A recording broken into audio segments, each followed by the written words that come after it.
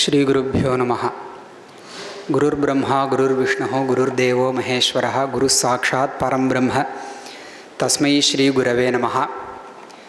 மயிலாப்பூர் சென்னை சம்ஸ்கிருத கல்லூரியினுடைய தாய் நிறுவனமான Shri V Krishnaswamiyar Sanskrit education trust, Shri V Krishnaswamiyar சம்ஸ்கிருத கல்வி அறநிறுவனம், அதன் கீழே உருவாக்கப்பட்டுள்ள சாஸ்திர ரத்னாகர பிரம்மஸ்ரீ எஸ்ஆர் கிருஷ்ணமூர்த்தி சாஸ்திரிகள் எண்டோமெண்ட் லெக்சர், அந்த உபன்யாசத்தை கேட்பதற்காக நம்மெல்லாம் இங்கே கூடியிருக்கோம். சாஸ்திர ரத்னாகர பிரம்மஸ்ரீ எஸ்ஆர் கிருஷ்ணமூர்த்தி சாஸ்திரிகள் நமது கல்லூரியிலேயே மாணவராக இருந்து பேராசிரியராகவும் 35க்கும் மேற்பட்ட ஆண்டுகளாக பணிபுரிந்து வேதாந்த விபாகத்திலே பணிபுரிந்து பணி ஓய்வு பெற்றவர்.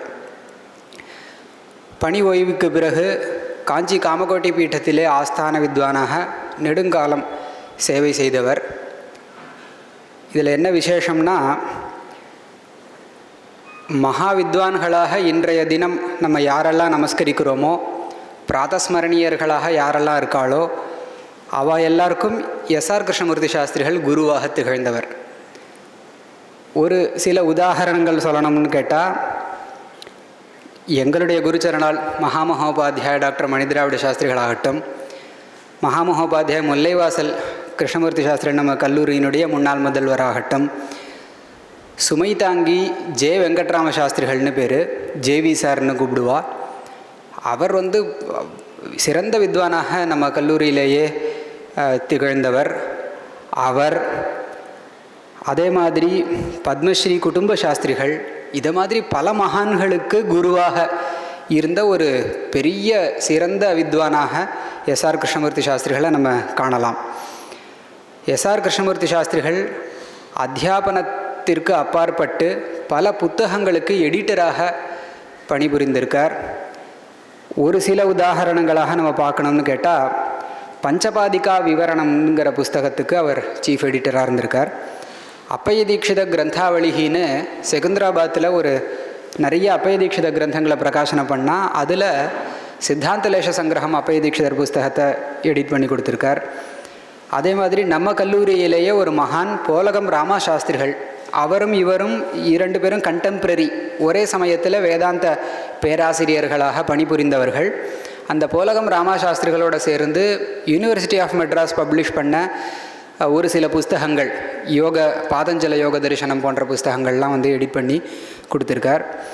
இப்படியாக பல விருதங்கள் பெற்ற ஒரு சிறந்த மகனீயரான எஸ்ஆர் கிருஷ்ணமூர்த்தி சாஸ்திரிகளுடைய பேரில் அவருடைய நினைவாக சாஸ்திர விசாரம் பண்ணணுங்கிறத உத்தேசியமாக கொண்டு இந்த எண்டோமெண்ட்டை உருவாக்கியுள்ளார்கள். அப்படிப்பட்ட இந்த எண்டோமெண்ட் லெக்சரில் இந்த ஆண்டு நமது கல்லூரியினுடைய வேதாந்த அத்தியாபகரான ஸ்ரீ வைஷ்ணவ் கே அவர்கள் நம்மளுடைய வேண்டுகோளுக்கு இணங்கி உபன்யாசத்தை நடத்தி கொடுக்க இருக்கார். அவர் அசிஸ்டன்ட் ப்ரொஃபஸர் வேதாந்தத்துக்கு இப்போது பணியில் சேர்ந்திருக்கார். ஒரு 4-5 ஆண்டுகளாக டிஜிட்டல் கேம்பஸ்க்கு எனக்கு சப்போர்ட்டிவாக ஒர்க் பண்ணி வைஷ்ணவ் இப்போது வேதாந்த விபாகத்துக்கு பிராத்தியாபகராக இருக்கார்.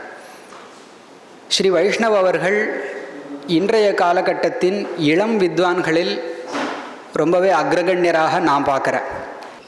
ஸ்ரீ மகேஸ்வரன் நம்பூதிரி அவர்களுடைய சிஷ்யர், அதே மாதிரி ஸ்ரீ வாசுதேவன் அவர்களுடையவும் சிஷ்யராக ஸ்ரீ வைஷ்ணவ் இருக்கார். நம்ம கல்லூரியிலேயே வியாக்கரண சிரோமணி படித்து முடிச்சுட்டு அதுக்கப்புறம் வேதாந்த சிரோமணியும் படித்து முடித்து, அப்படி படிக்கிற காலத்திலேயே பியாண்டு கரிக்குலம்னு சொல்கிறோம் இல்லையா, படிப்புக்கு அந்த ப்ரொஃபஷ்னல் டிகிரிக்கு அப்பாற்பட்டு தெனாலி பரீட்சையில் வேதாந்த சாஸ்திரத்தை பூர்த்தி பண்ணி, அதே மாதிரி அகமது நகரில் தெனாலி வேதாந்த ஸ்கீம் மாதிரி இன்னொரு ஸ்கீம் இருக்குது, அதனுடைய மகா பரீட்சை பூர்த்தி பரீட்சையை ஸ்ருங்கேரி ஸ்ரீசரணாலுக்கு முன்னிலையில் கொடுக்கணும். ஸ்ருங்கேரி ஸ்ரீசரணாலே பரீட்சகராக இருந்து கேள்வி கேட்பார். அதுலேயும் தேர்ந்து அதுக்கப்புறம் தெனாலியிலேயே அத்வைத வேதாந்தத்துக்கு நிறைய ஸ்கீம்ஸ் இருக்குது. அதில் பிரசித்தமான ஒரு வேதாந்த பரீட்சை பூர்த்தி பரீட்சை கொடுத்து முடிச்சுட்டு இப்போது இன்னொரு 2வது ஸ்கீம் அத்வைத சித்தி ரத்னாகர பரீட்சைன்னு பேர். சித்தி ரத்னாகரங்கிறது ஒரு அவார்டும் ஆகும், பரீட்சையும் ஆகும்.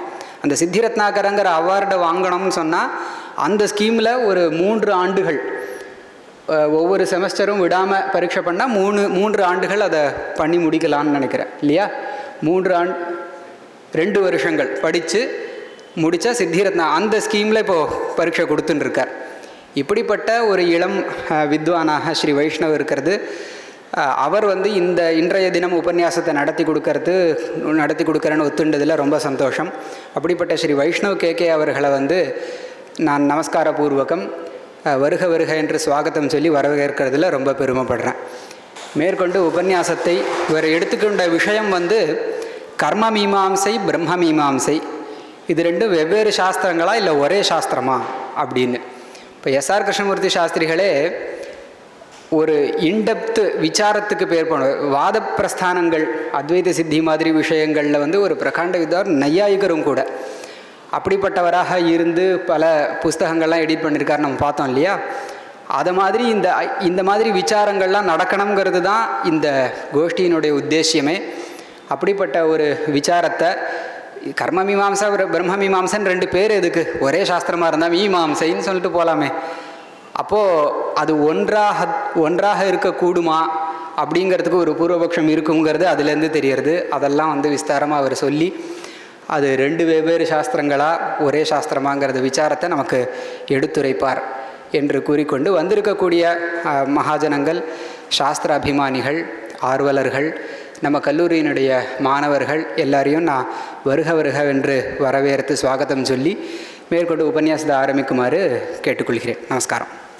ஸ்ரீ குருப்போ நம. ஸ்ருதிஸ்மிருதி புராணானாம் ஆலயம் கருணாலயம் நமாமி பகவத்பாதசங்கரம் லோகசங்கரம் சங்கரம் சங்கராச்சாரியம் கேசவம் பாதராயணம் சூத்திரம் காஷ்யபுதௌ வந்தே பகவந்தௌ புனः. ஸ்ரீ குருப்போ நம.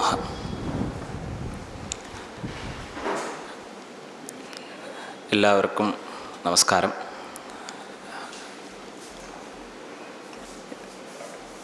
கர்மமீமாம்சை அथवा பூர்வமீமாம்சா அப்படின்னு பிரசித்தமாக இருக்கக்கூடியதான மீமாம்சா அப்படின்னு சொல்லக்கூடியதான சாஸ்திரமும், உத்தரமீமாம்சா இல்லைனால் வேதாந்தம் அப்படின்னு பிரசித்தமாக இருக்கக்கூடிய சாஸ்திரமும் 2 தனிப்பட்ட சாஸ்திரங்களா இல்லை எல்லாமே சேர்ந்து ஒரு மீமாம்சா சாஸ்திரமா அப்படின்ற இந்த ஒரு தலைப்பில் இன்றைக்கி விசாரம் பண்ணுவோம்.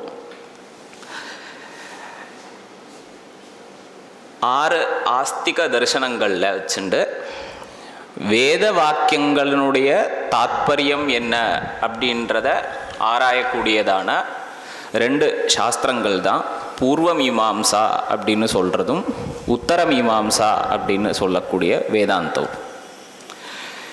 இதில் இது 2 சாஸ்திரம் அப்படின்னு பிரதானமாக அத்வைத சித்தாந்தம் இருக்கின்றது. 2ம் சேர்ந்து ஒரு சாஸ்திரம்தான் அப்படின்னு பூர்வாச்சாரியாளுடைய மதம் இருக்குது. பாஷ்யக்காரர்களுக்கும் முன்னாடி இருந்த விருத்தி கிரந்தங்களில் சிலதில் இந்த ஒரு பட்சம் உபலப்தமாக இருக்குது.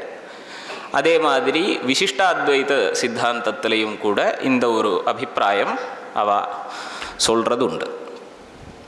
இதில் எப்படி பாஷ்யக்காரால் இதை உபபாதனம் பண்ணுறா, இது 2ம் தனிப்பட்ட 2 சாஸ்திரம்தான் அப்படின்றத பாஷ்யக்காரர்கள் எப்படி அதை உபபாதனம் பண்ணுறார் அப்படின்றத பற்றி தான் பிரதானமாக சொல்ல இருக்கேன். வஸ்துதா நம்ம பார்க்குறச்சே சாஸ்திரத்தில் பல விதமாக விசாரங்கள் போகிறதா இருந்தாலும் சில விசாரங்கள் கௌதுக மாத்திரேன பண்ணுறதாக உண்டு.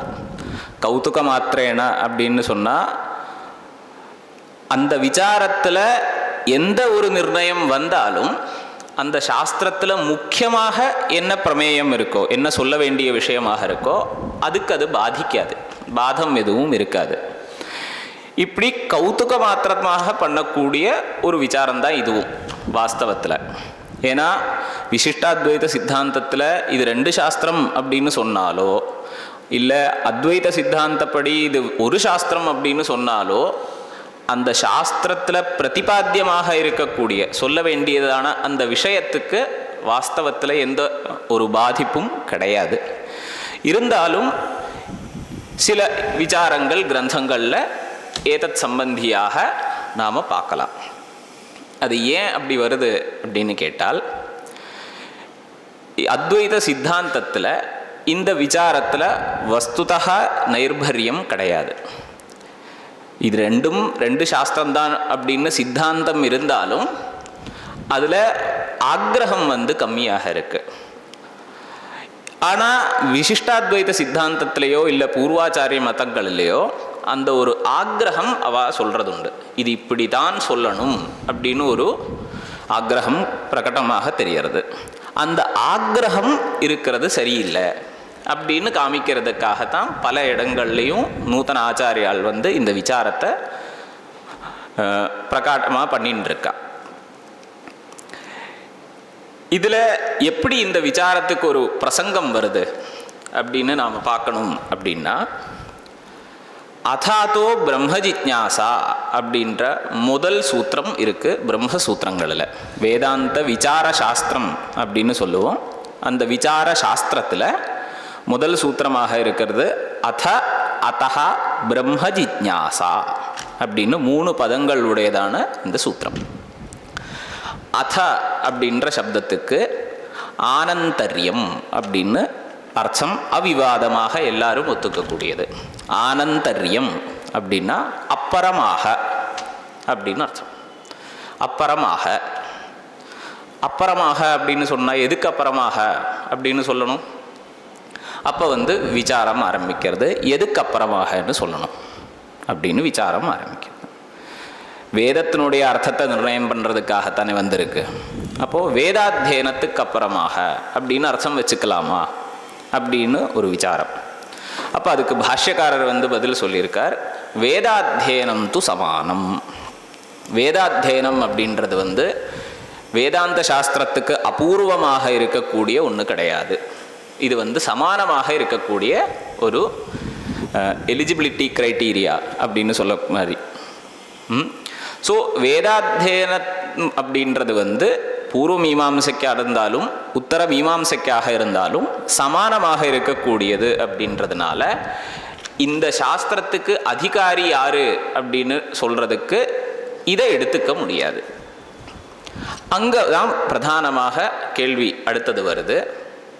ஒரு சின்ன வித்தியாசம் இருக்கு.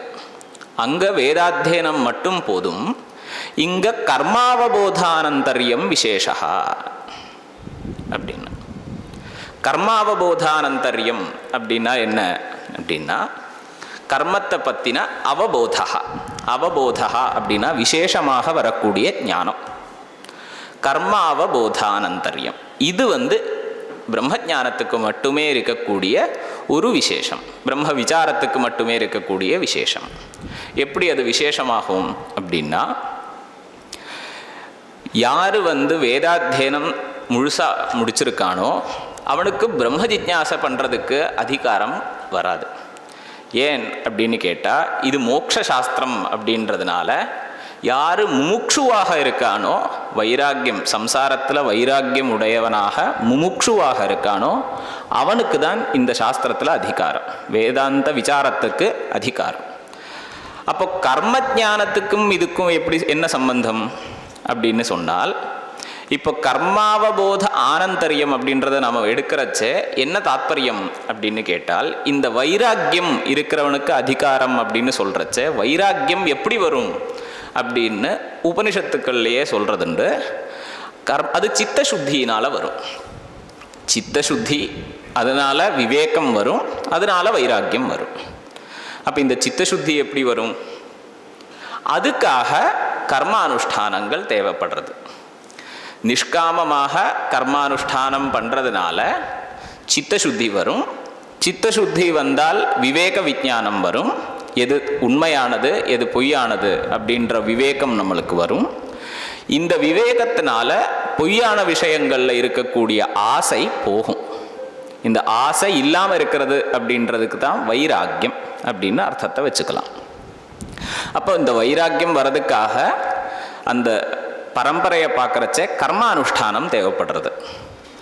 கர்மானுஷ்டானம் பண்ணணும் அப்படின்னா என்ன வேணும் அதை பற்றின ஞானம் வேணும். அதுக்காக பூர்வமீமாம்சா அத்தியனம் பண்ணிக்கணும்.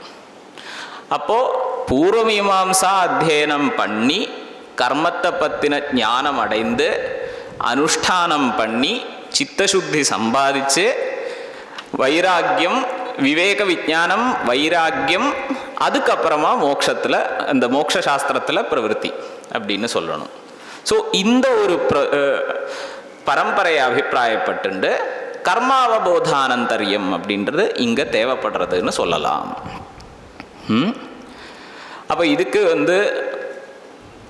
எப்படி அதை உபபாதனம் பண்ணணும் இன்னும் கொஞ்சம் அப்படின்னு கேட்டால், இங்கே கர்மாவபோதானந்தரியம் சொல்லணும் அப்படின்னு சொன்னால் இது ரெண்டுத்தையும் ஒரே ஜென்மத்தில் ஒரு புருஷன் அத்தியனம் பண்ணணும் அப்படின்னு தானே அர்த்தம் கிடைக்கிறது.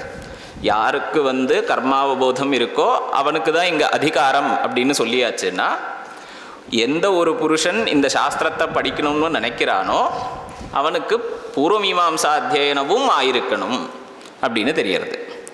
அப்போ இது ரெண்டுத்தையும் ஒருத்தன் அத்தியனம் பண்ணக்கூடிய ரெண்டு சாஸ்திரங்கள் அப்படின்னு தெரியறது. இந்த ரெண்டு சாஸ்திரமும் நான் ரெண்டு அப்படின்னு சொல்கிறேன், இருந்தாலும் மேற்கொண்டு அதை பரிஷ்காரம் பண்ணுவோம். ரெண்டு சாஸ்திரத்தையும் ஒரு புருஷன் அத்தியனம் பண்ணக்கூடியது அப்படின்னு தெரிகிறது. இப்போ ஒரு புருஷன் அத்தியனம் பண்ணுறான் அப்படின்னு சொன்னால் ஒரு சாஸ்திரமாக இருந்தால் அது ஈஸியாக இருக்கும் இல்லையா, சுலபமாக இருக்கும். ஒரே சாஸ்திரத்தை ஒரு புருஷன் முழுசாக அத்தியனம் பண்ணுறான் அப்படின்னு சொல்கிறது சுலபமாக இருக்கும். அதனால் இதை ஒரு சாஸ்திரம் அப்படின்னு சொல்லணும். அப்போது விசிஷ்டாத்வைதிகளாக இருக்கட்டும், மற்ற ஆச்சாரியாளாக இருக்கட்டும், இந்த பூர்வமீமாம்சையும் உத்தரமீமாம்சையும் ஒரு சாஸ்திரம் அப்படின்னு சொல்கிறதுக்கு மூலமாக ஒரு விசாரத்தை எப்படி கொண்டு வரா அப்படின்னு கேட்டால், அத சப்தத்துக்கு ஆனந்தரியம்னு அர்த்தம் இருக்குது. எதுக்கு ஆனந்தரியம் அப்படின்னு கேட்டால் கர்மாவபோதானந்தரியம்னு சொல்லணும். ஏன்னா கர்மஜானம் தேவை இருக்குது. அப்போ கர்மாவபோதானந்தரியம் சொல்லணும் அப்படின்னா ஏகபுருஷ அத்தியேயத்துவம் சொல்லணும். ஒரு புருஷன் பூர்வமீமாம்சையும் உத்தரமீமாம்சையும் அத்தியனம் பண்ணுறான் அப்படின்னு சொல்லணும். அப்படி அது சொல்லணும்னா ஒரு சாஸ்திரமாக இருக்கணும். இந்த கிரமத்தில் அத சப்தார்த்தத்தை வர்ணனம் பண்ணுறதுக்காக ஏகசாஸ்திரத்துவம் அப்படின்றது உபபாதனம் பண்ணி தான் ஆகணும். இப்படின்ற கிரமத்தில் இதை கொண்டு வர. இதுக்கு அத்வைதிகள் பட்சத்திலிருந்து சமாதானம் எப்படி சொல்லணும் அப்படின்னு கேட்டால், இந்த ஒரு அம்சத்தை மட்டும் எடுத்துண்டு கர்மாவபோதானந்தரையும் சொல்லணும் அப்படின்றதுக்காக ஏகசாஸ்திரத்துவம் சொல்லணுன்ற அவசியம் இல்லை. ஏன் அப்படின்னு கேட்டால், ஏகசாஸ்திரத்துவம் சொல்ல முடியாது அப்படின்றதுனால இல்லை, அதுவா அது சொல்லணும் அப்படின்றதுனால இல்லை, கர்மாவபோதானந்தரியம் அப்படின்றது சொல்ல முடியாது அப்படின்றதுனால. இது ரெண்டு சாஸ்திரமாக இருந்தாலும் சரி, ஒரு சாஸ்திரமாக இருந்தாலும் சரி, இந்த பிரம்மஜான விசாரத்துக்கு கர்மாவபோதானந்தரியம் இருக்குது. கர்மஜானத்துக்கு அப்புறம்தான் பிரம்மஜானம் அப்படின்றது நீங்கள் சொன்னேலே, இது ஒத்துப்போகாது அப்படின்னு சொல்கிறார். ஏன் ஒத்துப்போகாது அப்படின்னு கேட்டால், கர்மாவபோதா அப்படின்றதுக்கு எந்த கிரமம் சொல்லியிருந்தோம்? முதல்ல பூர்வமீமாம்சா அத்தியனம் பண்ணி அதை புரிஞ்சுண்டு கர்மானுஷ்டானம் பண்ணி சித்தசுத்தி, விவேகா, வைராக்கியம், அதுக்கப்புறம் விசாரம் அப்படின்ற கிரமத்தில் சொல்லியிருந்தோம் இல்லையா? அப்போ இந்த கிரமத்தில் படி பார்க்குறச்சே நேரடியாக பிரம்ம விசாரத்துக்கு உபகாரம் இருக்கிறது எதை சொல்லணும் அப்படின்னு கேட்டால் கர்ம அனுஷ்டானத்துக்கு சொல்லணும். நேரடியாக அப்படின்னா அந்த விவேகாதி துவாரா அந்த கர்ம ஞானத்தை விடையும் நேரடியாக கர்ம அனுஷ்டானத்துக்கு சொல்லணும். இந்த கர்மானுஷ்டானம் இந்த ஜென்மத்திலேயே இருக்கணும் அப்படின்னு நியமம் சொல்ல முடியாது. அது இந்த ஜென்மத்திலேயே தான் கர்மானுஷ்டானம் பண்ணிக்கணும், அதனால சித்தசுத்தினால தான் எனக்கு வைராக்கியம் வரணும் அப்படின்னு ஒரு நியமத்தை சொல்ல முடியாது. சில பேருக்கு அப்படி வரலாம், அது நியமிக்க முடியாது. ஆனால் இந்த ஜென்மத்தில் பண்ணாதான் வரும் அப்படின்ற நியமத்தை நாம் சொல்ல முடியாது. யார் ஒருத்தர் முன்னாடி ஜென்மாக்களில் அநேக விதமாக நிஷ்காமனையுடைய காமனை இல்லாமல் கர்மாக்கள் பண்ணி சித்தசுத்தி சம்பாதிச்சிருக்காரோ அவருக்கு இந்த ஜென்மத்தில் பிரம்மச்சரியத்திலேயே வைராக்கியம் வரலாம். அப்போ பிரம்மச்சரியாசிரமத்திலே வைராக்கியத்தோடே இருக்கிற ஒருத்தரை நீ முதல்ல கர்மானுஷ்டானம் பண்ணணும், அதுக்கப்புறம் சித்தசுத்தியை மறுபடியும் சம்பாதிக்கணும் அப்படின்னு சொல்கிறதுல அர்த்தம் இல்லை, பிரமாணமும் கிடையாது. அப்போது பிரம்ம விசாரத்துக்கு பிரவருத்தி பண்ணுறதுக்கு வைராக்கியம் இருக்கணும். இவ்வளோதான் சாஸ்திரத்திலிருந்து புரியறது. அதுக்கு காரணமாக இருக்கக்கூடிய கர்மானுஷ்டானம் இந்த ஜென்மத்திலேயே தான் வேணும் அப்படின்ற நியமத்தை சொல்ல முடியாது. அப்போ என்ன ஆயிடும் அப்படின்னு கேட்டால், இதில் புரிஞ்சுக்க வேண்டிய விஷயம் என்னன்னா, கர்மானுஷ்டானம் தேவை இல்லைன்னு சொல்லலை, இந்த ஜென்மத்தில் தான் இருக்கணும் அப்படின்ற நியமம் கிடையாதுன்னு சொல்கிறோம். ஏன்னா அந்த ஒரு அர்த்தம் புரிஞ்சுக்கிறதுக்கு வாய்ப்புண்டு, அதனால எடுத்து சொல்கிறேன். நியமம் இல்லை அப்படின்னு தானே சொல்கிறோமே தவிர கர்மானுஷ்டானம் தேவையில்லைன்னு சொல்லலை, கண்டிப்பாக தேவைப்படுறது இருக்குது. ஏன்னா சித்தசுத்திக்காக கர்மானுஷ்டானம் தான் பண்ணி ஆகணும். அப்போ கர்மானுஷ்டானம் இந்த ஜென்மத்தில் தேவையில்லை, ஆனால் தேவை இருக்குது அப்படின்னு ஆயிடுது. இந்த ஜென்மத்தில் கண்டிப்பாக தேவை இருக்குது அப்படின்னு சொல்ல முடியாது. அதுக்கு எப்படி சொல்லணும் அப்படின்னு கேட்டால், சாஸ்திரியமாக சொல்லும்போது அந்யதா சித்தம் அப்படின்னு பேர்.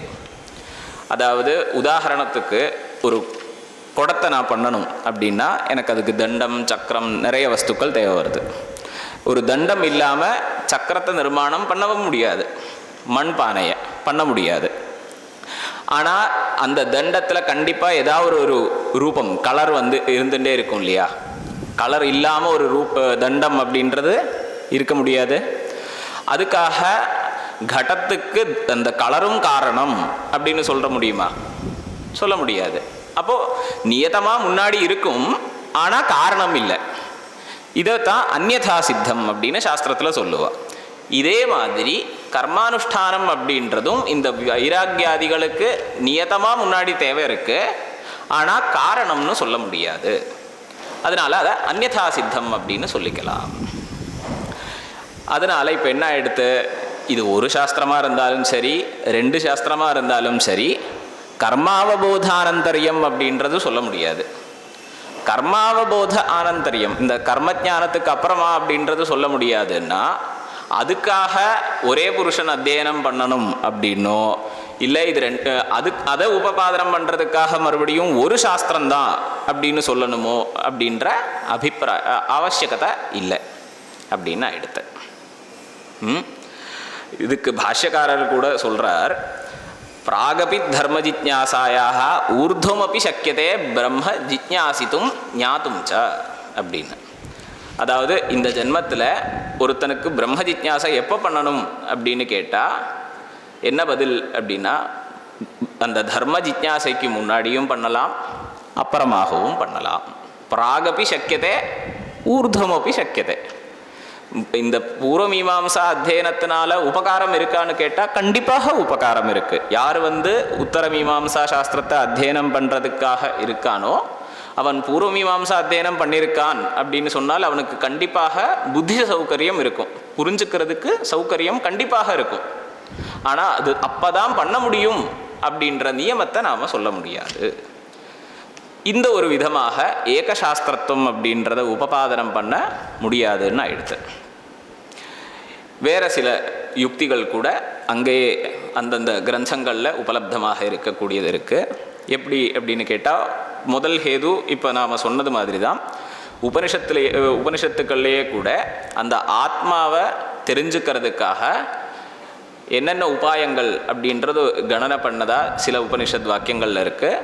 பிரம்மச்சரியேன, வேதாத்தியனத்தினால, யஜ்ஞேன, தானேன இப்படின்னு சொல்லி வேதாத்தியனத்திலிருந்து ஆரம்பித்து அந்தந்த ஆசிரமத்தில் செய்யக்கூடிய கர்மாக்கள்னால இந்த பிரம்மத்தை புரிஞ்சுக்கிறதுக்காக யத்னம் பண்ணுறார் அப்படின்னு யதாசுத்தமான அர்த்தம் கிடைக்கும். ஸோ இந்த ஒரு வாக்கியத்தை வச்சனால இந்த யஜ்ஞாதி கர்மாக்கள் தான் இந்த விசாரத்துக்கு காரணமாக இருக்குன்னு தெரிகிறது. அப்போது அதை வச்சுட்டு கர்மாவபோதானந்தரியம் சொல்லலாம். அதனால் ஏகசாஸ்திரத்துவம் சமர்த்தனம் பண்ணணும் அப்படின்னு முதல் ஹேது சொல்லியாச்சு. அதுக்கான பதிலும் நாம் பார்த்தாச்சு. ரெண்டாவதாக சொல்லக்கூடிய ஒரு யுக்தி என்ன அப்படின்னு கேட்டால், இந்த ரெண்டு சாஸ்திரமுமே வேதத்தை தானே வியாக்கியானம் பண்ண ஆரம்பிக்கிறது. அப்போது ஒரு வியாக்கியமான கிரந்தத்துக்கு 2 வியாக்கியானங்கள் இருக்குது அப்படின்றதுனால இது ரெண்டுமே ஒரே சாஸ்திரம்னு தானே சொல்லணும். அப்போது ஒரு வியாக்கியமான கிரந்தத்துக்கு, ஒரு கிரந்தத்துக்கு இல்லைன்னா ஒரு பாகத்துக்கு உபபாதனம் பண்ணுறதுக்காக 2 பேர் எழுதியிருக்கார் அப்படின்றதுனால விஷயம் மாறாது இல்லையா? அப்போ ஒரு கிரந்தத்தினுடைய உபபாதனத்துக்காக வந்ததுனால இது ரெண்டையும் ஒன்றுன்னு தான் சொல்லணுமே தவிர வேற என்ன சொல்ல முடியாது. ஏக வியாக்கியேய வியாக்கியானத்வாத் அப்படின்னு சொல்லலாம். சாஸ்திரியமாக ஹேது நிர்தேசம் பண்ணலாம். இது 2வதான சொல்லக்கூடிய ஒரு யுக்தி.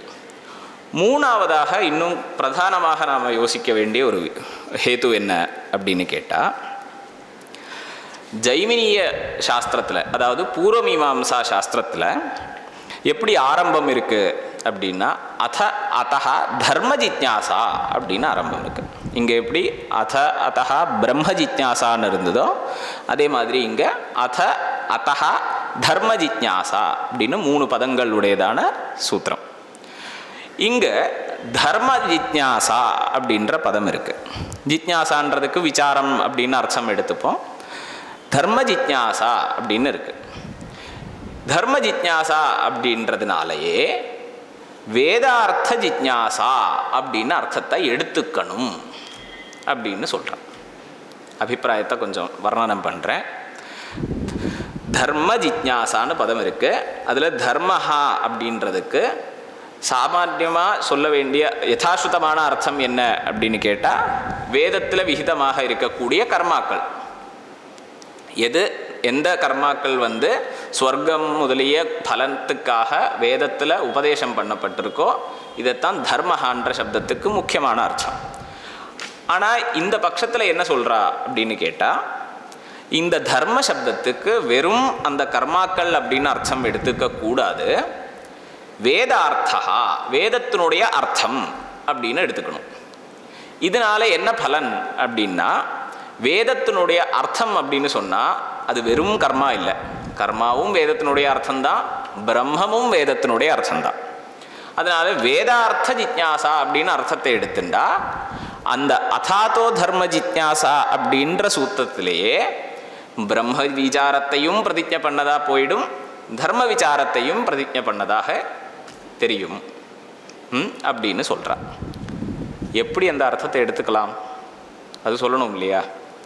அதுக்கு எப்படி சொல்கிறார் அப்படின்னு கேட்டால், அங்கே மறுபடியும் அத சப்தத்துக்கு அர்த்தம் என்ன அப்படின்னு யோசிக்கணும். அத அப்படின்றதுக்கு ஆனந்தரியம்ன்ற அர்த்தத்தை அப்படியே தான் எடுத்துக்கிறோம். அப்புறமாக அப்படின்னு அர்த்தம். எதுக்கு அப்புறமாக அப்படின்னா, அங்கே வேதாத்தியனத்துக்கு அப்புறமாக அப்படின்னு அர்த்தம் எடுக்கணும். வேதாத்தியனத்துக்கு அப்புறமாக வேதத்தினுடைய அர்த்தம் என்ன அப்படின்னு விசாரம் பண்ணணும் அப்படின்னு அர்த்தம் தெரியறது. இப்போ தர்ம சப்தத்துக்கு வெறும் கர்மான்னு அர்த்தம் எடுத்தால், வேதாத்தியனத்துக்கு அப்புறமாக கர்மத்தை பற்றின விசாரம் பண்ணணும் அப்படின்னு தானே அர்த்தம் கிடைக்கிறது. அதில் தப்பு எதுவும் இல்லையே. அப்போ எதுக்காக இப்போ வேதார்த்தத்தை விசாரம் பண்ணணும் அப்படின்னு நாம் சொல்லணும் அப்படின்னா, அங்கே ஒரு சின்ன தோஷம் வரும். எப்படி அப்படின்னு கேட்டால், இப்போ வேதாத்தியனத்துக்கு அப்புறமாக அப்படின்னு சொல்லும்போது இங்கே சங்கோச்சம் எதுவும் பண்ணலை. சங்கோச்சம் அப்படின்னா சுருக்கிறது. அதாவது கர்ம காண்டத்தை மட்டும் அத்தியனம் பண்ணதுக்கு அப்புறமாக அப்படின்னோ இல்லை ஞான காண்டத்தை அத்தியனம் பண்ணதுக்கு அப்புறமாக அப்படின்னோ பிரித்து நம்மளுக்கு தெரியல. வேதாத்தியனத்துக்கு அப்புறமாக அப்படின்னு சாமான்யமாக சொல்லியிருக்கார். இப்படி சாமான்யமாக சொல்கிறச்ச அதை சுருக்கணும் அப்படின்னா, கர்மகாண்டம் மட்டுமாக இல்லை ஞான காண்டம் மட்டுமாக அப்படின்னு சுருக்கணும் அப்படின்னா அதுக்கு ஏதாவது காரணம் இருக்கணும். இங்கே அப்படி எதுவும் காரணம் இல்லைன்றதுனால அந்த அர்த்தத்தை நாம் இப்போது சங்கோச்சம் பண்ண முடியாது. அதனால என்ன அர்த்தம் எடுத்துக்கணும்? முழுசாக வேதத்தை அத்தியனம் பண்ணதுக்கு அப்புறமாக அப்படின்னு தான் அர்த்தம் எடுத்துக்கணும். அப்போ முழுசாக வேதாத்தியனம் பண்ணதுக்கு அப்புறமாக கர்ம விசாரத்தை பண்ணணும் அப்படின்னு இப்போ அர்த்தம் வரும் இல்லையா? இந்த அர்த்தத்துலேயும் ஒரு பிரச்சனை இருக்குது. ஏன்னா இப்போ விசாரத்தை பண்ணணும், இதுதான் முக்கியமான விஷயம். எதுக்கு அப்புறமாக அப்படின்னு கேட்டால் வேதாத்தியனத்துக்கு அப்புறமாகன்னு சொன்னார். இப்படி சொல்கிறதுனால இந்த வேதாத்தியனத்துக்கும் இந்த கர்ம விசாரத்துக்கும் ஏதோ ஒரு சம்பந்தம் இருக்குதுன்னு தெரியறது. அதாவது வேதாத்தியனத்தினால வரவேண்டிய ஏதோ ஒரு உபகாரம் இந்த கர்ம விசாரத்தில் இருக்குது. இந்த வேதாத்தியனம் பண்ணலைன்னா அந்த உபகாரம் கிடைக்காது, அந்த கர்ம விசாரம் பூர்த்தி ஆகாது அப்படின்னு தெரியறது. என்ன அந்த உபகாரம் அப்படின்னா, கர்ம விசாரம், கர்மத்தை பற்றின விசாரம் பண்ணணும் அப்படின்னா என்ன, அந்த வேத வாக்கியங்களுக்கு, கர்மத்தை சொல்லக்கூடிய வேத வாக்கியங்களுக்கு என்ன அர்த்தம் அப்படின்றத புரிஞ்சுக்கணும். இதுதானே விசாரம்.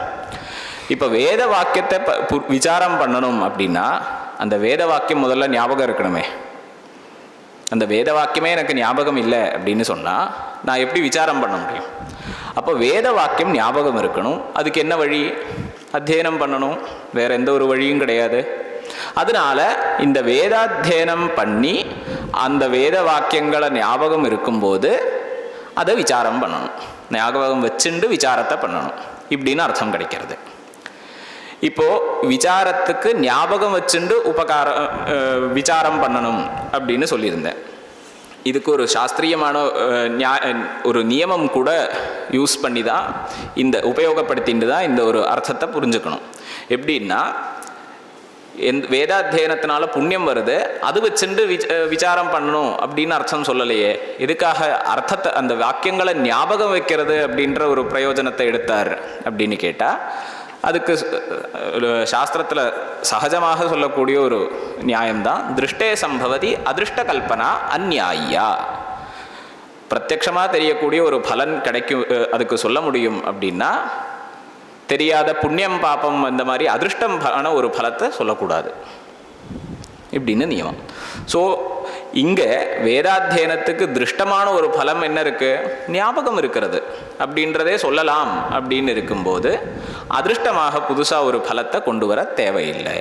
அதனால வேதாத்தியனம் பண்ணி அந்த வாக்கியங்களை ஞாபகம் வச்சுண்டு அந்த வாக்கியங்களை விசாரம் பண்ணணும். இப்போ முழு வேதத்தையும் அத்தியனம் பண்ணிண்டு கர்ம விசாரம் பண்ணணும் அப்படின்னு சொன்னால், அப்போ உபனிஷத் வாக்கியங்கள் இருக்கே, ஞான காண்டம்னு சொல்லக்கூடியது, அந்த வாக்கியங்களுக்கு உபகாரம் இல்லைன்னு ஆகிடும். அப்போ முழு வேத அத்தியனம் பண்ணதுக்கு பிரகிருதே உபயோகம் சொல்ல முடியாமல் போயிடும். அதனால இந்த முழு வேதாத்தியனம் பண்ணதுக்கு அப்புறம்தான் தர்ம ஜிக்ஞாசா பண்ணணும் அப்படின்னு சொன்னதுனாலேயே தெரியறது, தர்ம சப்தத்தினால வெறும் கர்மத்தை எடுத்துக்க கூடாது, வேதார்த்தம் அப்படின்னு அர்த்தத்தை எடுத்துக்கணும். வேதத்தினுடைய அர்த்தத்தை விசாரம் பண்ணணும். அப்போது கர்மகாண்டத்தில் இருக்கக்கூடிய வாக்கியங்களை விசாரம் பண்ணும்போது கர்மம் விஷயமாக கிடைக்கும். ஞான காண்டத்தில் இருக்கக்கூடிய வேத வாக்கியங்களை விசாரம் பண்ணும்போது பிரம்ம அப்படின்ற விஷயம் விசாரம் பண்ணதாக போகும். அதனால் வேதார்த்த விசாரம் தான் அங்கே பிரதிஜை பண்ணியிருக்கார் அப்படின்னு தெரியுது. அப்போ அதாதோ தர்ம ஜிக்ஞாசான்ற இடத்துலையே பிரதிஜை பண்ணியாச்சு அப்படின்னு சொன்னால், மறுபடியும் அதாதோ பிரம்ம ஜிக்ஞாசான்னு புதுசாக ஒரு சாஸ்திரம் ஆரம்பிக்க தேவையில்லை.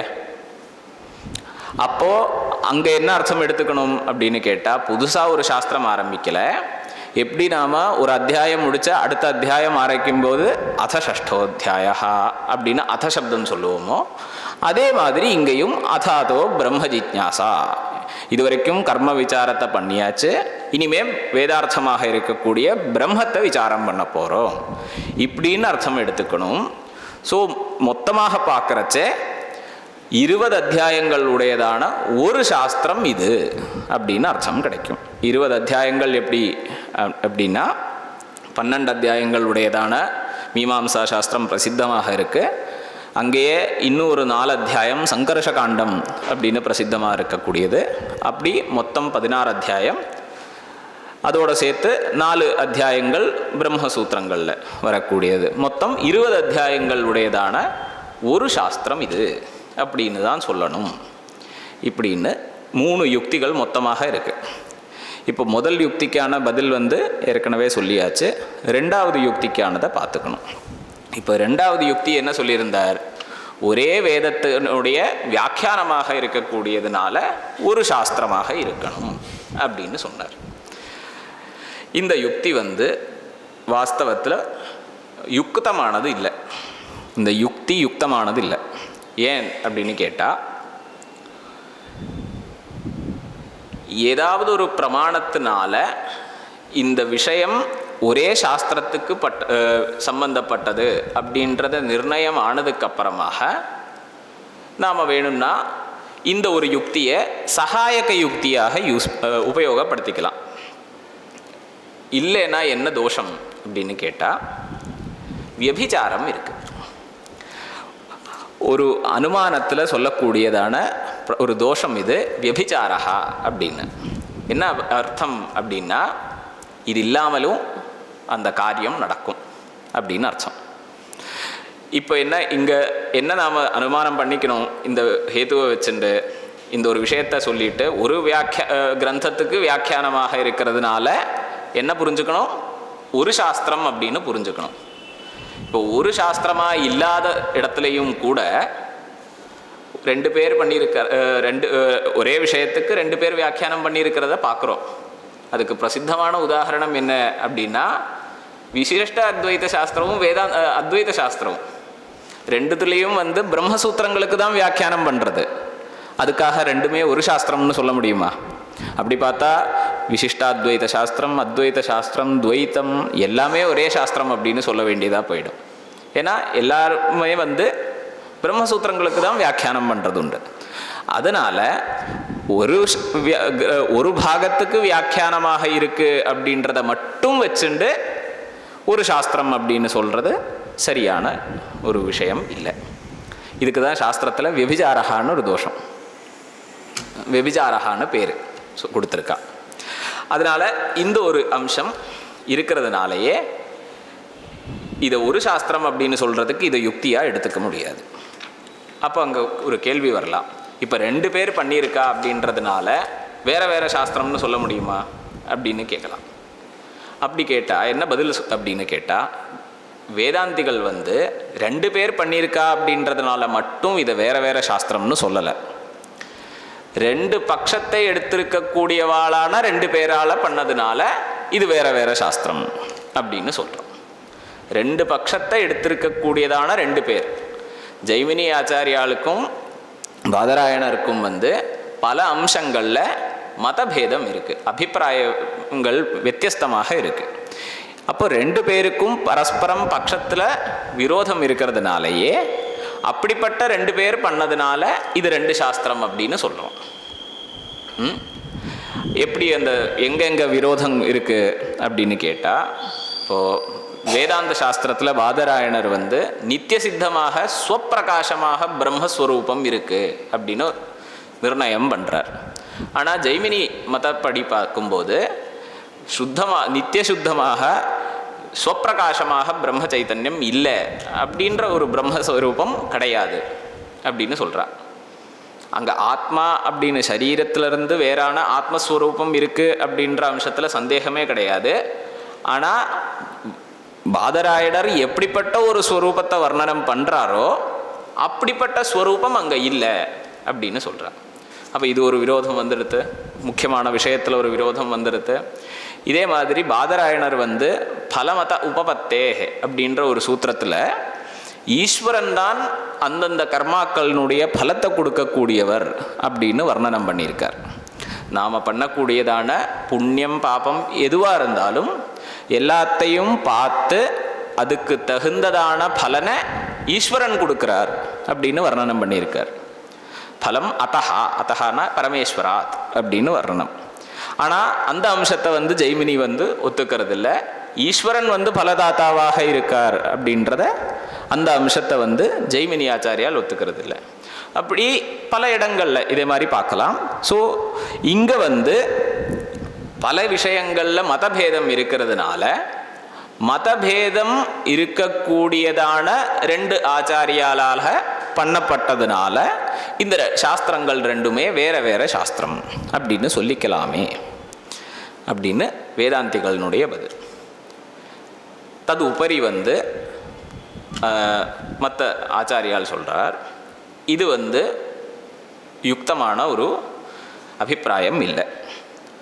ஏன் அப்படின்னு கேட்டால், இங்கே ஜெய்மினி ஆச்சாரியாளுக்கு ஜெய்மினிய சாஸ்திரத்தில் சொன்ன விஷயத்துக்கும் பாதராயணர் அந்த சாஸ்திரத்தில் சொன்ன விஷயத்துக்கும் விரோதம் இருக்குது அப்படின்ற ஒரு மாதிரி சொல்கிறேன். ஆனால் அப்படி அர்த்தம் கிடையாது. வாஸ்தவத்தில் இப்போ ஈஸ்வரன் பலதாத்தாவாக இல்லை அப்படின்னு ஜெய்மினி ஆச்சாரியால் சொல்கிறார் அப்படின்னு சொன்னேலே, ஜெய்மினிய சூத்திரங்களில் எந்த சூத்திரத்தை எடுத்து பார்த்தாலும் இந்த அர்த்தத்தில் இருக்கக்கூடிய ஒரு சூத்திரம் கிடைக்காது. நித்திய சித்தமாக சொப்பிரகாசமாக இருக்கக்கூடிய பிரம்மத்தை ஒத்துக்கலை அப்படின்னு சொல்கிறாரு. ஜெய்மினிய சூத்திரங்களில் எங்கே பார்த்தாலும் நித்திய சித்தம் பிரம்ம நாஸ்தி அப்படின்ற அர்த்தத்தில் ஒரு சூத்திரம் கிடையாது.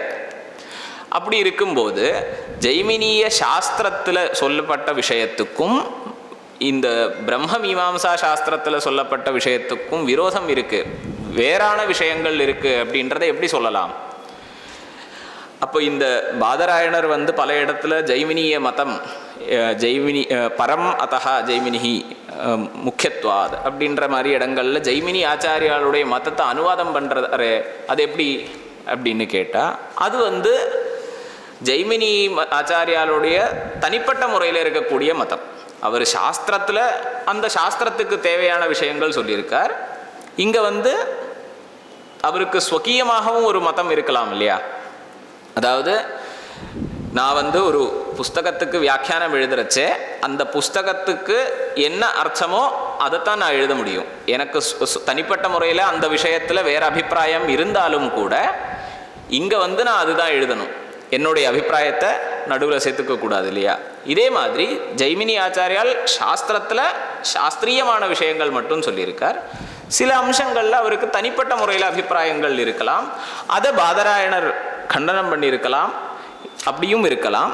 அதுக்காக இது ரெண்டுமே இந்த ஆசயங்களில் விரோதம் இருக்குது அப்படின்றத ஒத்துக்க முடியாதே அப்படின்னு கேள்வி. இப்படியும் இதில் உபபாதனம் ஏகசாஸ்திரத்துவத்தை உபபாதனம் பண்ணுறதுக்கான ஒரு பிரயத்னம் உண்டு. இதுக்கு என்ன பதில் அப்படின்னு கேட்டால், அத்வைத சித்தாந்தப்படி இந்த பூர்வ மீமாம்சா சாஸ்திரத்திலையும் உத்தர மீமாம்சா சாஸ்திரத்திலையும் பிரமேயத்தில் விரோதம் இருக்குது அப்படின்றது யாருக்குமே அபிப்பிராயம் இல்லை. மதபேதம் இருக்கக்கூடிய ரெண்டு ஆச்சாரியால் பண்ணது அப்படின்னு சொல்கிறது முன்னாடி சொன்ன மாதிரியான ஒரு சகாயகமான யுக்தி. ரெண்டு ஆச்சாரியால் பண்ணியிருக்கார், ரெண்டு பேர் பண்ணுறச்சே ரெண்டு சாஸ்திரமாகத்தான் இருக்கலாம் இப்படின்ற சம்பாவனாஜனகமாக இருக்கக்கூடிய ஒரு யுக்தி மட்டும்தான் அதுவே தவிர முக்கியமான யுக்தி அது கிடையாது. இங்கே விரோதம் இல்லை அப்படின்னு சொல்கிறதுக்கு முக்கியமான காரணம் என்ன அப்படின்னா, ஒருவேளை பூர்வமீமாம்சா சாஸ்திரத்தில் சொல்லக்கூடிய விஷயத்துக்கும் வேதாந்த சாஸ்திரத்தில் சொல்லக்கூடிய விஷயத்துக்கும் விரோதம் இருக்குதுன்னு நினச்சிப்போம். இப்படி விரோதம் இருக்குது அப்படின்னா என்ன ஆகிடும் அப்படின்னா, இது ரெண்டுமே வேதத்தினுடைய அர்த்தத்தை வேத வாக்கியங்களுடைய அர்த்தத்தை தானே விசாரம் பண்ணுறதுக்காக நியாயங்களை யோஜனை பண்ணுறது. அப்போது இந்த ரெண்டு சாஸ்திரத்திலையும் சொல்லக்கூடிய அம்சங்கள் விருத்தமானதாக இருந்து அப்படின்னா, வேதத்திலேயே ஒரு இடத்துல ஒரு விஷயம் சொல்கிறது, இன்னொரு இடத்துல இன்னொரு விஷயம் சொல்கிறது அப்படின்னு பரஸ்பரம் விருத்தமான அர்த்தத்தை சொல்கிறது வேதம் அப்படின்னு ஆகிடும். இப்படி பரஸ்பர விருத்தமான அர்த்தத்தை சொல்கிறதுன்னா அது அப்பிரமாணம் அப்படின்னு ஆகிடும். இது யாருக்குமே இஷ்டமான ஒரு விஷயம் இல்லை.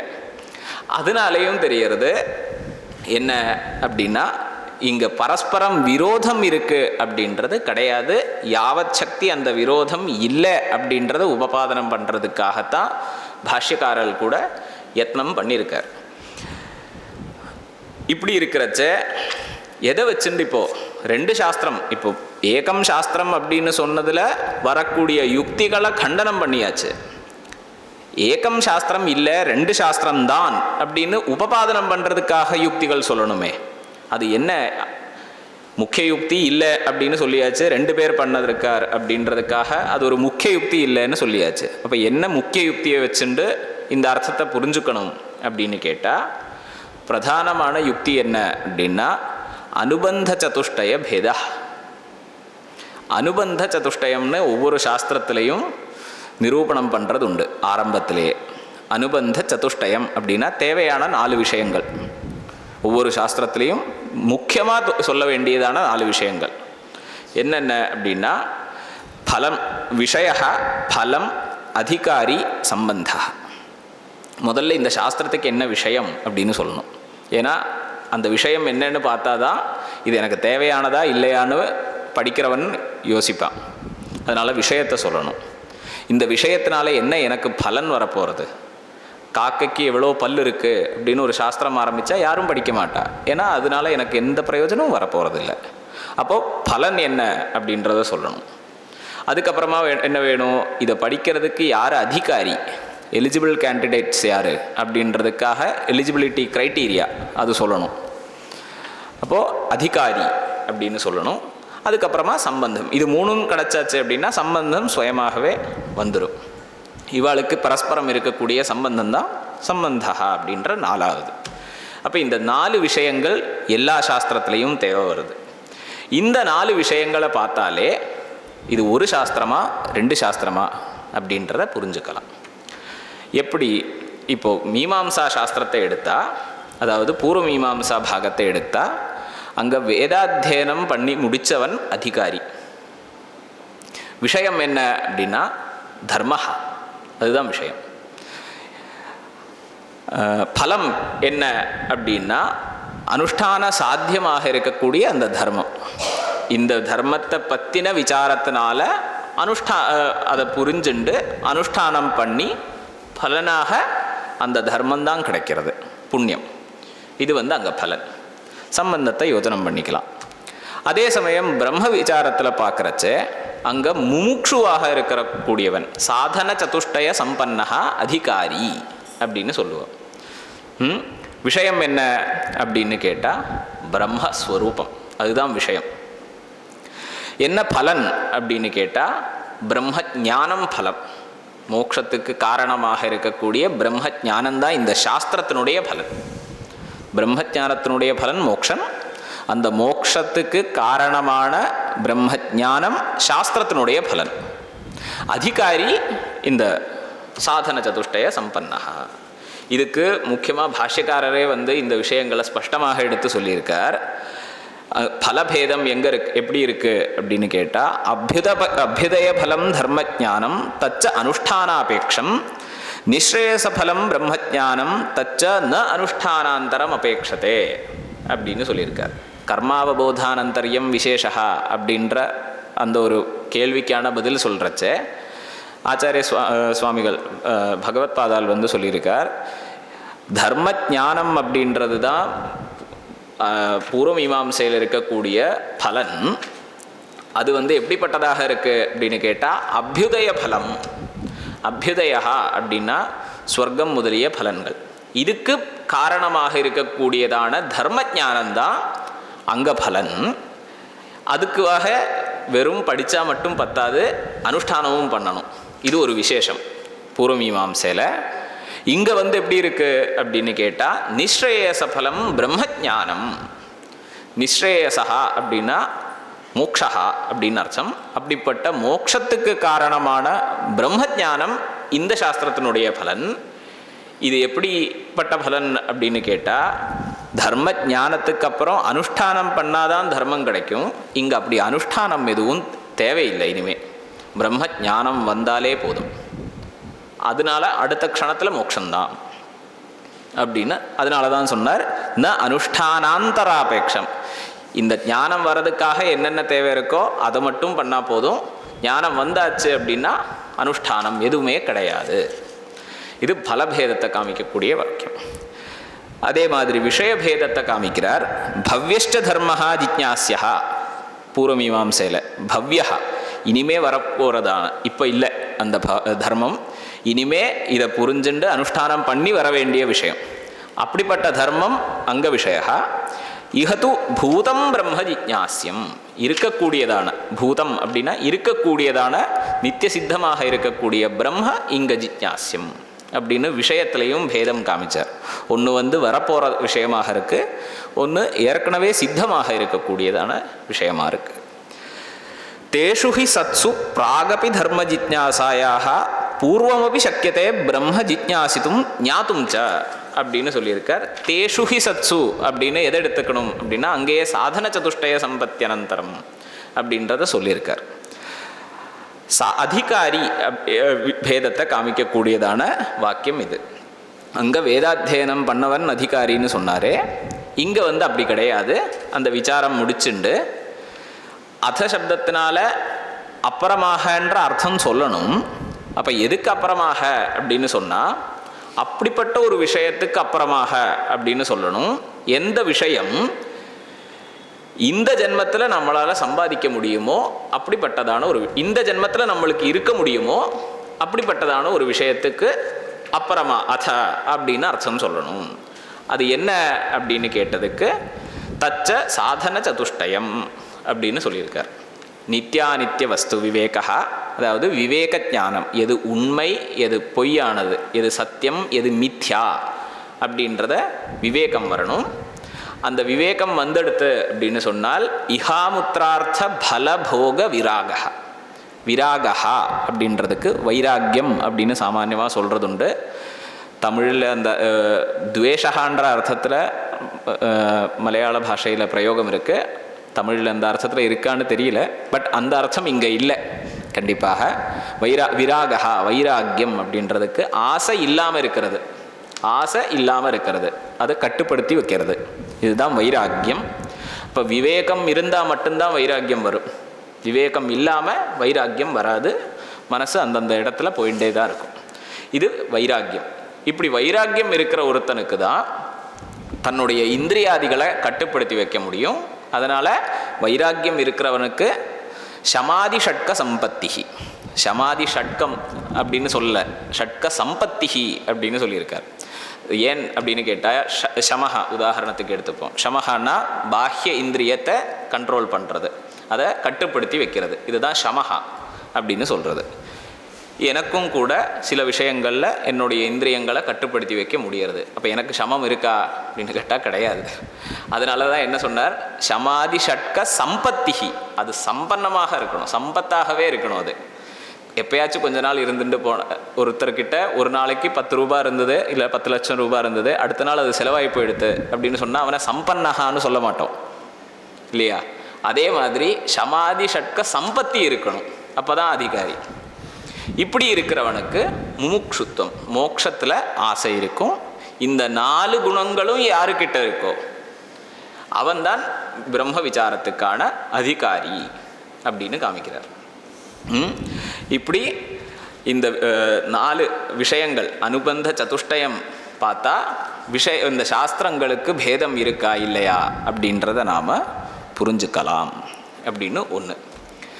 இந்த அனுபந்த சதுஷ்டயம் காமிச்சார்.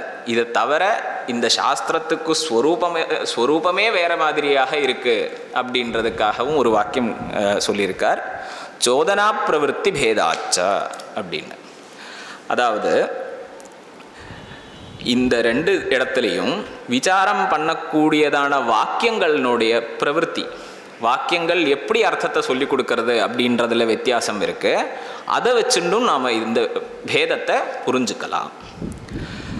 முன்னாடி 3ஆவதாக யுக்தி சொல்கிறச்ச அதாதோ தர்ம ஜிக்ஞாசா அப்படின்ற இடத்துல தர்ம சப்தத்தினாலேயே பிரம்மத்தையும் எடுத்துக்கணும், வேதார்த்தா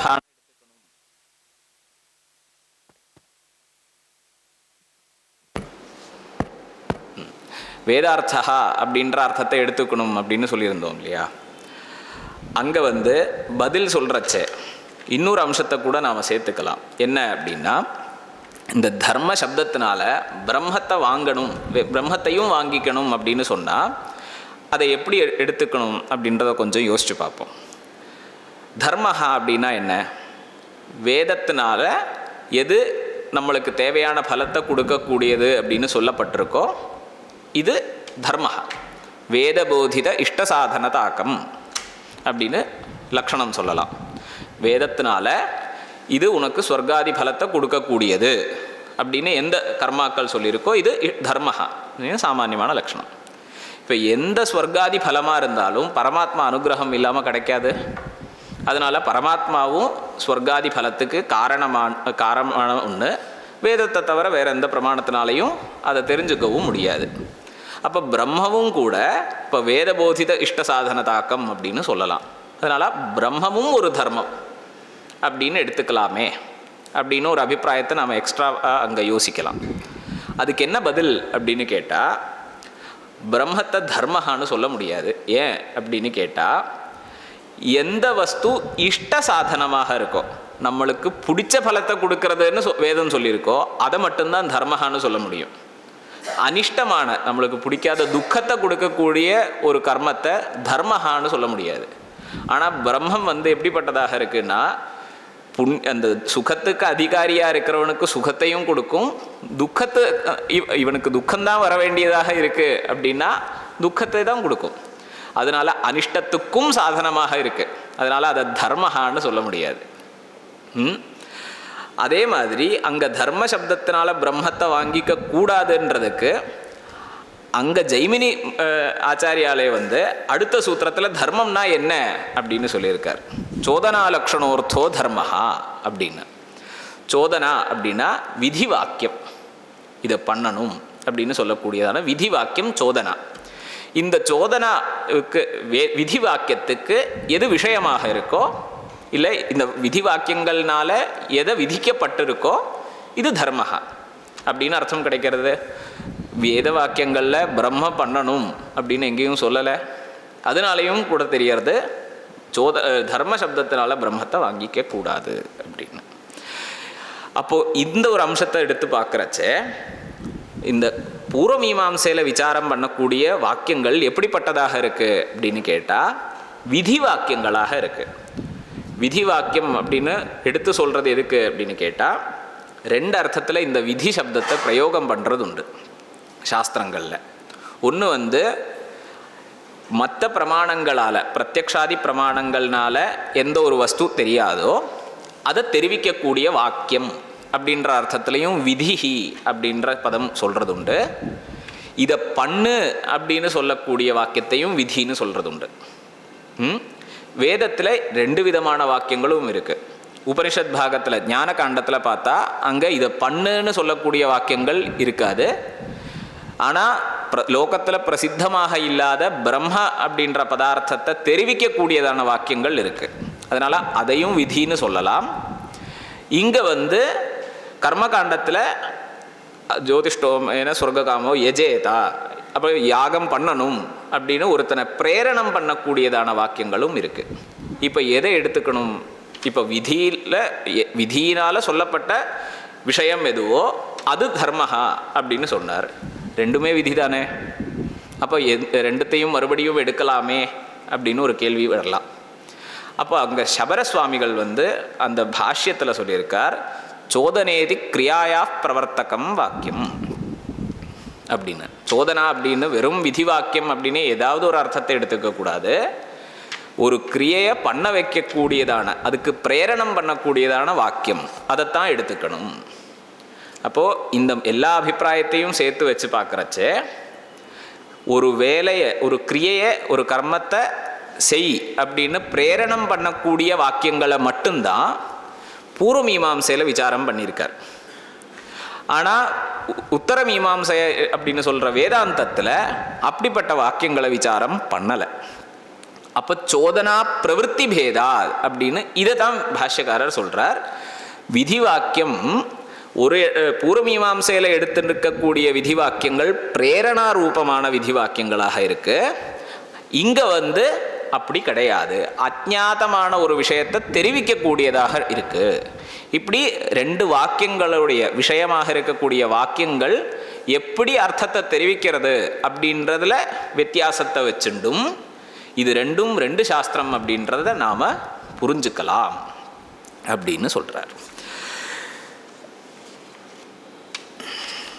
இப்படி யுக்திகளை வச்சுண்டு நாம் புரிஞ்சுக்கும்போது ஆச்சாரிய சுவாமிகள் இந்த விஷயத்தை நேரடியாகவே, இது ரெண்டும் ரெண்டு சாஸ்திரம் அப்படின்றத நேரடியாகவே சமன்வயாதிகரணத்தில் சொல்லியிருக்கார். ஏவஞ்ச சதி அதாதோ பிரம்ம ஜிஜ்ஞாசா இது தத்விஷயா பிருதக் சாஸ்திராரம்பா உபபாதிதா பவதி உபபத்யதே அப்படின்னு சொல்லியிருக்கார். பிருதக் அப்படின்னா வேறானது அப்படின்னு அர்த்தம். இப்போ பகவத் பாதால் நேரடியாக கண்டதா இந்த விஷயத்தை பிரதிஜை பண்ணியிருக்கார். இருந்தாலும் சில ஆதுனிக ஆச்சாரியால் பகவத் பாதாலும் கூட ஏக சாஸ்திரத்தை தான் சொல்ல வரார். அவருடைய அபிப்பிராயமும் அதுதான் அப்படின்னு உபபாதனம் பண்ணுறதுக்கு பிரயத்னம் பண்ணுறா. எப்படி அப்படின்னு கேட்டால், திருத்தீய அத்தியாயத்தில் ஒரு அதிகரணம் இருக்குது, ஏகே ஆத்மன ஷரீரே பாவாத் அப்படின்னு. அங்கே என்ன விசாரம் இருக்குது அப்படின்னு கேட்டால், ஷரீரத்தை தவிர ஆத்மா அப்படின்றது இருக்கா அப்படின்ற ஒரு விசாரம் ஆரம்பித்தது. அங்கே பகவத்பாதால் ஒரு சந்தேகம் கொண்டு வந்தார். இந்த விஷயம் முன்னாடியே பண்ணது தானே பூர்வமீமாம்சையில், மறுபடியும் இங்கே எதுக்காக பண்ணணும், பௌனருக்தியம் வருமே அப்படின்னு ஒரு சந்தேகம் கேட்டு அதுக்கான பதில் அங்கே சொல்லியிருக்கார். இப்போது பௌனருக்தியம் அப்படின்றது ஒரு தோஷம் எப்போ ஆகும் அப்படின்னு கேட்டால், இன்னொருத்தர் சொல்லியிருக்கா நான் மறுபடியும் சொல்கிறேன் அப்படின்னு சொன்னால் அது பௌனருக்தியம் கிடையாது. ஒரே சாஸ்திரத்தில் ஏற்கனவே சொன்ன விஷயத்தை நான் மறுபடியும் அதே சாஸ்திரத்தில் சொன்னால் அது பௌனருக்தியம். இன்னொருத்தர் வேறு சாஸ்திரத்தில் சொல்லியிருக்கார், நானும் இங்கே சொல்கிறேன் அப்படின்னு சொன்னால் அது பௌனருக்தியம் கிடையாது. அந்த அது மறுபடியும் சொல்கிறது அப்படின்னு யதாசுத்தமான அர்த்தத்தை எடுத்தால் கண்டிப்பாக இருக்குது, ஆனால் அது ஒரு தோஷம் கிடையாது இல்லையா? அப்போ பௌனருக்திய தோஷத்தை ஆசங்க அந்த சந்தேகத்தை அங்கே கொண்டு வராருன்றதுனாலேயே தெரியறது என்ன, அவர் ஒரு சாஸ்திரம் அப்படின்னு தான் ஒத்துக்கிறார் அப்படின்றத வச்சுண்டு இப்படி ஒரு யுக்தியை வச்சுண்டு அந்த கேள்வி கேட்குறார். ஆனால் அதுக்கு பதில் என்ன அப்படின்னு கேட்டால், முன்னாடி சொன்ன மாதிரி தான், ஒரு இடத்துல சொன்னதை இன்னொரு இடத்துல சொன்னால் அது பௌனருக்தியம். அது இன்னொரு சாஸ்திரத்தில் நான் முன்னாடி சொன்னதை திருப்பி சொன்னால் மட்டும்தான் பௌனருக்தியம் தோஷா அப்படின்னு கிடையாது. இந்த தோஷத்தை ஆசங்கை பண்ணுறதுக்கு முன்னாடி அந்த விஷயத்தை நிர்ணயம் பண்ணியிருக்கு, அதை மறுபடியும் இங்கே எதுக்காக சொல்லணும்? வேற ஒரு சாஸ்திரத்திலையா இருந்தாலும் கூட இந்த கேள்விக்கு அங்கே அவகாசம் இருக்குது அப்படின்னு சொல்லணும். இதுதான் அதுக்கான பதில். இப்படி பகவத்பாதால் 2 சாஸ்திரம் அப்படின்றது தான் சித்தாந்தம் அப்படின்னு சொல்லியிருக்கார். ஆனால் ஆரம்பத்திலேயே நான் சொன்ன மாதிரி இதில் ஒரு நைர்பரியம் அப்படின்றது, இதுதான் சித்தாந்தம் அப்படின்னாலும் கூட அங்கே ஒரு நைர்பரியம் இல்லை. ஏன் அப்படின்னு கேட்டால், அது இந்த ஒரு விஷயம் 2ஆக இருந்தாலும் சரி 1ஆக இருந்தாலும் சரி முக்கியமான பிரமேயத்துக்கு பாதிப்பு ஏற்படலை அப்படின்றதுனால மட்டும்தான் அந்த ஒரு ஆசயம். இந்த முக்கியமான பட்சம் இது இல்லை அப்படின்றதுக்கு ஒரு சூச்சகமாக நாம் என்ன எடுத்துக்கலாம் அப்படின்னு கேட்டால், தீக்ஷிதேந்திரால் பரிமளத்தில் ஒரு இடத்துல பிரௌಢ்யா ஏகசாஸ்திரத்துவம் அப்படி உபபாதைத்தும் சக்கியத்தே அப்படின்னு சொல்லியிருக்கார். அதாவது பிரௌಢ்யா அப்படின்னு கம்பீரமா அப்படின்னு அர்த்தம் இல்லை, இருந்துட்டு போட்டுமே அப்படின்னு அர்த்தம். உண்மையாக அப்படி கிடையாது, இருந்தாலும் இப்படியும் வேணும்னா சொல்லலாம் அப்படின்னு அர்த்தம். பிரௌಢிவாதா அப்படின்னு அதுக்கு பேர் சாஸ்திரத்தில். அப்படி உண்மையாக கிடையாது, வேணும்னா அதையும் சொல்லிக்கலாம் அப்படின்ற அர்த்தம்.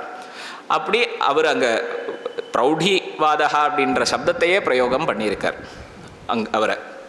அப்போது அங்கே அங்கே பரிமள கிரந்தத்தில் பிரசங்காத் இந்த விசாரம் வர்றச்சே இப்படியும் ஏகசாஸ்திரத்துவத்தையும் வேணும்னா சொல்லலாம் அப்படின்றத அந்த விரோதம் பரிகாரம்னா பண்ணலாம் அப்படின்ற அபிப்பிராயத்தில் தீக்ஷிதேந்திரர் சொல்லியிருக்கார்.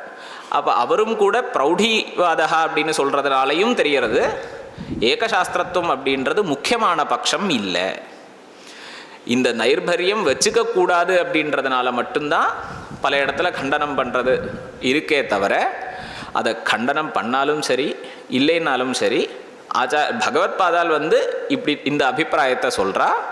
விருத்திகாரால் பல அபிப்பிராய வித்தியாசங்கள் அவளுக்கு இருக்குது அப்படின்றதுனால சொல்கிறா. விருத்திகாரால் எப்படி சொல்கிறா அப்படின்னு கேட்டால், சம்ஹதம் இதம் சாரீரகம் ஜெய்மினியேன ஷோடசலக்ஷணேன அப்படின்னு ஸ்ரீபாஷ்யத்திலையும் கூட உதாரணம் பண்ணக்கூடிய வாக்கியம். சம்ஹதம் இதம் ஷாரீரகம், ஷாரீரகம்னா பிரம்ம மீமாம்சா சாஸ்திரம் 4 அத்தியாயங்கள்.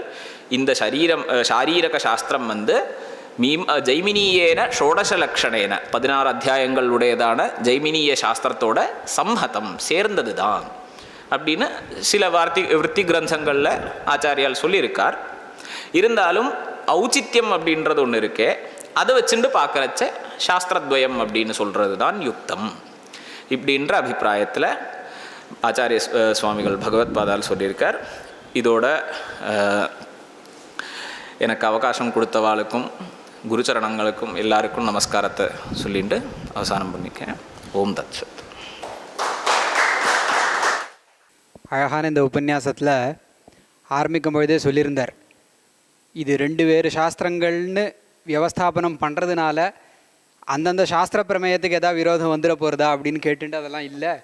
இது 2 சாஸ்திரமாக இருந்தாலும் ஒரு சாஸ்திரமாக இருந்தால் சாஸ்திர பிரதிபாத்தியமான விஷயத்துக்குள்ளே நம்ம போகும்பொழுது அந்தந்த விஷயத்தை தனித்தனியாக தான் புரிஞ்சுக்கிறோன்னு ஆரம்பித்து, ஆனாலும் யுக்தி யுக்தம் வச்சோகிராஹ்யம் பாலாதபி சுகாதபின்னு சொல்லுவா இல்லையா, அதனால் யுக்தி யுக்தமாக இந்த அத்வைத மதத்தில் சொல்லப்படுகின்ற இந்த 2 வேறு சாஸ்திரங்கள்ங்கிறதுக்கான யுக்திகள்லாம் அடுக்கி வரிசையாக சொல்லி முடிக்கும்பொழுதும் அதே மாதிரி இதனால் வெவ்வேறு எப்படி ஓப்பனிங் ஸ்டேட்மெண்ட்டில் வெவ்வேறு சாஸ்திரங்கள் சொல்கிறதுனால ஒன்றும் பாதகம் இல்லைன்னா அதே மாதிரியே இங்கேயும் முடித்தாருங்கிறது தெரியறது.